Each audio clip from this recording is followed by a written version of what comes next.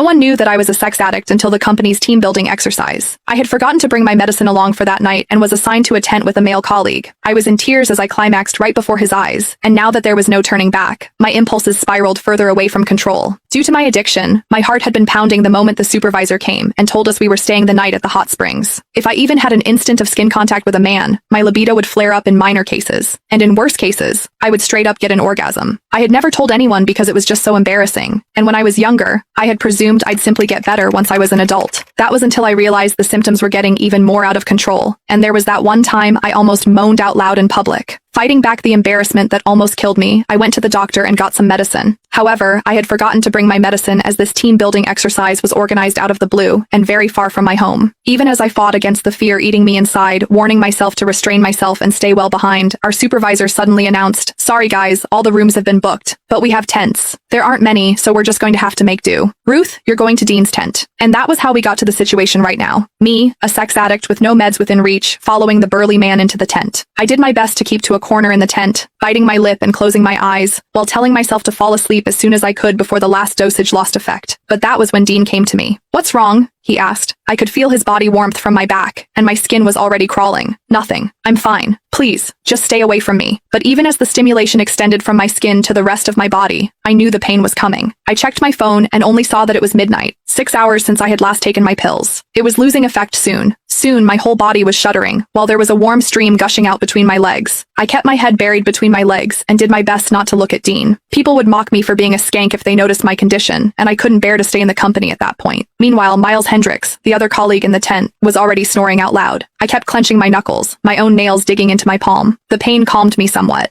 and I told Dean, "Sorry, I'm not distancing myself. I'm just not feeling well." Never could I have expected Dean to move toward me without another word, reaching out with his large, warm palm and pressing it over my forehead. Even as he held his palm steady, I found myself staring at his chest and nothing else. I could also see that distinct collarbone and chiseled chest under his shirt. I seemed to tighten at the very next second and orgasmed amid my embarrassment, and the ensuing moan could barely be stifled. Worst of all, I was trembling even worse after I orgasmed, and Dean could clearly feel me shaking. "That's strange. Why are you so flushed? You don't even have a fever," he murmured, not giving up feeling my forehead and cheeks just then. I trembled even more and turned my face away, but it was the back of the tent right behind me. Having nowhere else to go, I clenched my jaw so I wouldn't moan again, even as I decided I couldn't stay in this sealed room when all I could smell was Dean. He wasn't a smoker, so his faint, soapy, and hormonal scent was especially recognizable. I could feel all the pores around my opening, as the orgasm left me painfully sensitive to everything. In the heat of the moment, I pushed Dean away and sent him stumbling backward, while I scrambled to crawl out of my tent, not caring that my skirt was short, exposing my wet panties right in front of his eyes. He promptly turned away to stop himself from staring.